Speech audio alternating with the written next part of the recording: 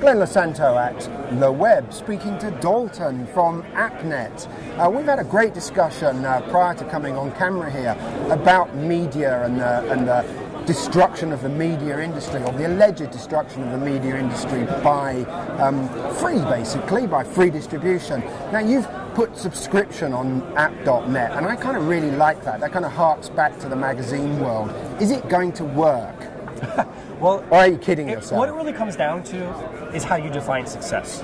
And if our goal is to be the size of something like a Facebook or a Twitter, no, it's not going to work. So you're not in. It's not going to get that scale. But but if you define success as financially sustainable companies, if you define success as technical innovation, market share almost doesn't matter, and quality does. And so if you look at the way like the PC industry works, there's a high end.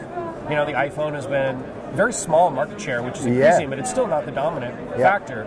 But a lot of the innovation, a lot of the profits happen there. And it's a fantastic business. You know, the history of the media business, I would argue, is the same way. Where there's certain publications that were especially profitable. Tatler, etc. Or the people would pay for, like The Economist, like a premium. You know, those guys aren't having trouble in the race to zero.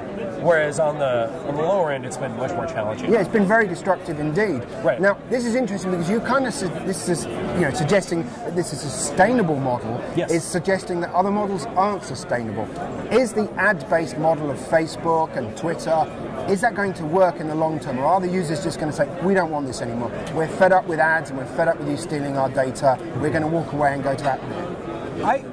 I think it is sustainable, but only for a small number of people. Meaning, the number of companies that attempt to get 10 million users, you need 10 million users to have an ad-supported business, right? Now, this has been blogged about a lot.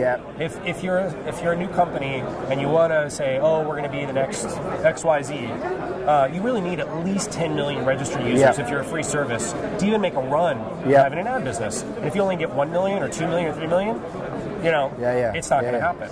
And so I think that the guys that manage to get to that scale can have fantastic businesses. So I'm not going to say, oh, no. So Facebook isn't going to Yahoo? I don't know. I mean, Yahoo's still a good, like, you can go read their financials. It's a profitable company. They've had challenges. But it's it's not like they're going to vaporize overnight. They're a really profitable entity. So all the people, though, that don't make it to that scale, it's not sustainable at all. So you're really going to occupy a slightly different space? I think that's right. And I think that's worth trying. I agree. I absolutely agree. Let's go for it, guys. Thanks very much. Yeah, thanks so much. Sorted. Thanks for your time. Brilliant. Thanks for your time. Okay, guys.